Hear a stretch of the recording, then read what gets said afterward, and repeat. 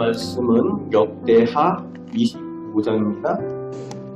제사장 여호야다가 은혜를 베풀어서 그 은혜를 입어 40년 동안 요아스가 다스리다가 여호야다가 죽은 후에 하나님을 배신하고 또 여호야다의 은혜도 저버립니다. 그리고 하나님의 심판을 받아서 그도 역시 자기의 신하들에게 배신당하고 반역당해서 죽게 됩니다. 그리고 오늘 본문에 그의 아들 아마샤가 왕위에 오르게 되는데, 이 아마샤가 2절 말씀에 보면은 하나님 보시기에 정직히 행하였다. 그러나 온전한 마음으로는 행하지 아니하였다 라고 기록을 하고 있습니다.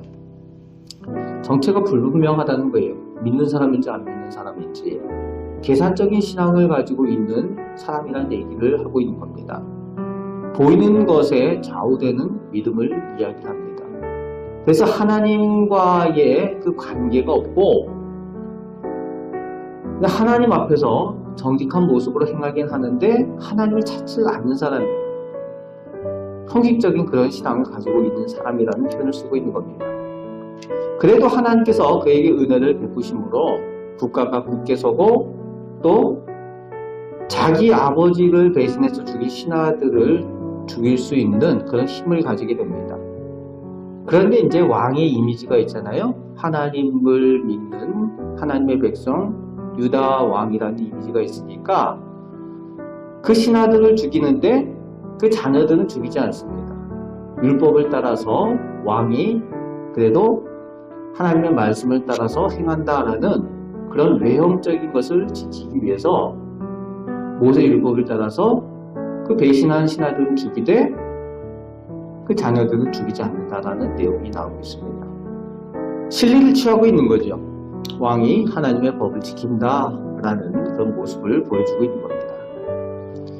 이제 5절부터는 아마샤가 에돔 족속과의 전쟁을 준비하는데 유다와 베냐민의 군사들을 모으게 됩니다. 그래서 30만 명을 모으고 용병으로 북이스라엘의 에브라임 용사들을 10만 명을 100달란트를 주고 고용을 합니다. 이름이 없는 한 하나님의 사람, 선지자죠. 그 사람이 하나님의 말씀을 가지고 와서 왕에게 전합니다. 용병으로 이 에브라임 사람들을 같이 나가서 전쟁을 하지 말라고 만류를 합니다. 믿을만 하지 못하다는 거죠. 용병이니까 자기들 이익에 돈에 좌우되는 사람들이기 때문에 믿을만 하지 않고 하나님께서 무엇보다도 함께하지 않는 사람들이라는 거죠. 전쟁의 승패는 하나님께 달려있다라는 권유를 합니다. 하나님은 능히 돕기도 하시고 능히 패하게도 하시나이다. 전쟁은 하나님께 달려있습니다 라는 말씀을 전합니다. 그때 이제 9절 말씀에 보면은 아마샤가 하는 말이 있어요. 내가 100달란트를 주었는데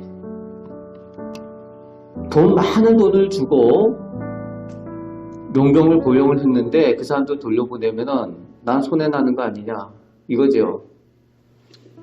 그때 이 하나님의 사람이 말합니다. 하나님께서 능히 이보다 그 100달란트보다 더 많은 것을 주실 겁니다. 그러니까 아마샤가 오케이 하는 거죠.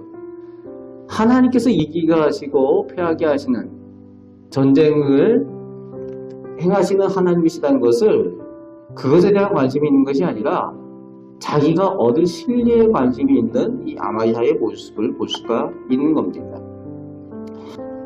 그래서 그 이야기를 듣고 그 북이스라엘에서 온 용병들을 돌려보내게 되는데 그 용병들이 돌아가면서 그냥 돌아가는 것이 아니라 유다 성읍을 약탈하면서 돌아간다는 내용이 13절 말씀에 나오고 있습니다. 동족이잖아요. 북이스라엘 사람들이나 유다 사람들이나.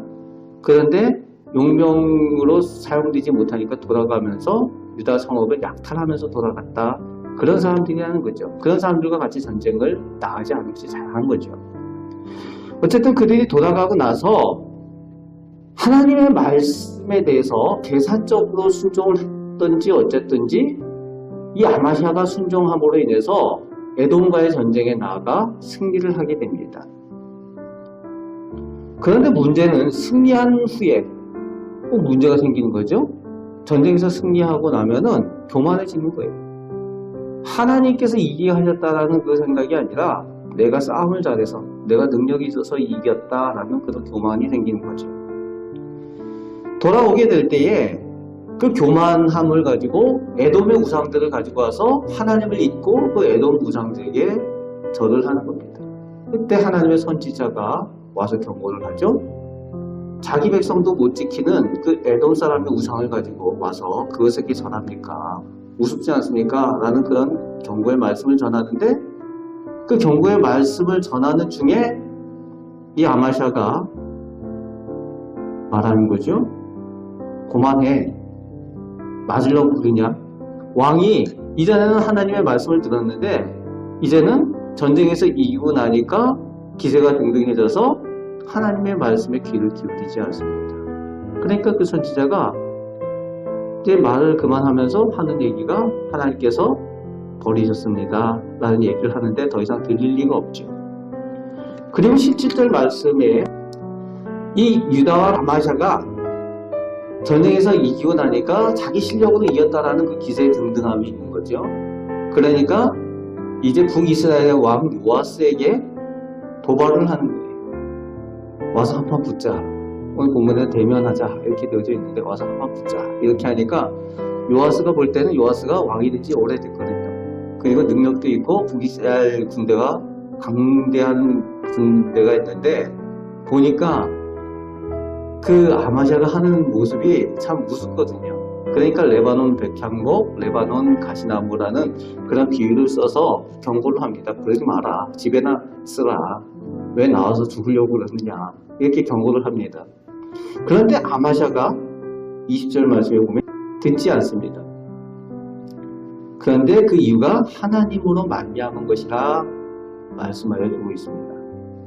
하나님께서 그의 마음을 강팍하게 했다는 거예요. 하나님께서 그를 심판하시기 위해서 그의 마음을 강팍하고 교만하게 해서 듣지 않게 한다는 것이죠.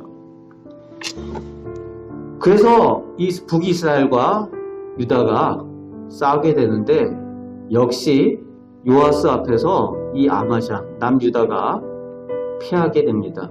그리고 아마샤가 사로잡히고 북이스라엘이 와서 하나님의 성전의 곳간도 털고 왕국에 있는 곳간까지 다 털어서 가져갑니다. 그나마 25절부터 그 아마샤가 포로에서 풀려나서 한동안 예루살렘의 왕으로 있게 되는데